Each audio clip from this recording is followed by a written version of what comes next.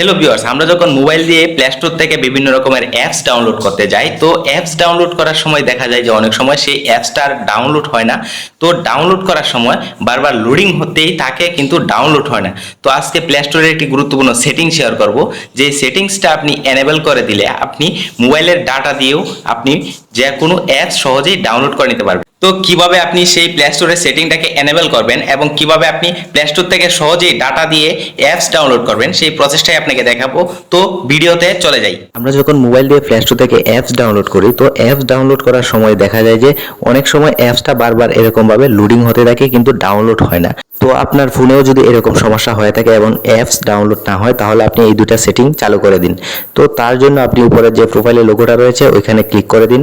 Click করার পর নিচে সেটিংসের অপশন দেখতে পাবেন, তো সেটিংসে ক্লিক করে দিন। ক্লিক করার পর নেটওয়ার্ক প্রিফারেন্স নামের একটি অপশন দেখতে পাবেন, ওইখানে ক্লিক করবেন। এখন অ্যাপস ডাউনলোড প্রিফারেন্স অপশনে ক্লিক করে দিন।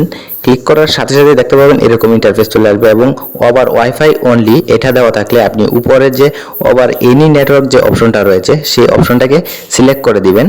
তো over any network option select করার পর নিচে ওকে অপশন দেখতে পাবেন, আপনি ওকে অপশনে ক্লিক করে দিবেন। ক্লিক করার পর আপনি নিচে দেখতে পাবেন অটো আপডেট অ্যাপস নামের একটি অপশন রয়েছে, ওইখানে ক্লিক করবেন। ক্লিক করার পর এইখানেও আপনি ওভার এনি নেটওয়ার্ক অপশনটাকে সিলেক্ট করে ওকে করে দিবেন। ওকে করার পর এখন থেকে আপনি ওয়াইফাই এবং আপনার ফোনের ডাটা দুটো দিয়েই সহজেই যে কোনো অ্যাপস সহজেই ডাউনলোড করে নিতে পারবেন। ধন্যবাদ সবাইকে।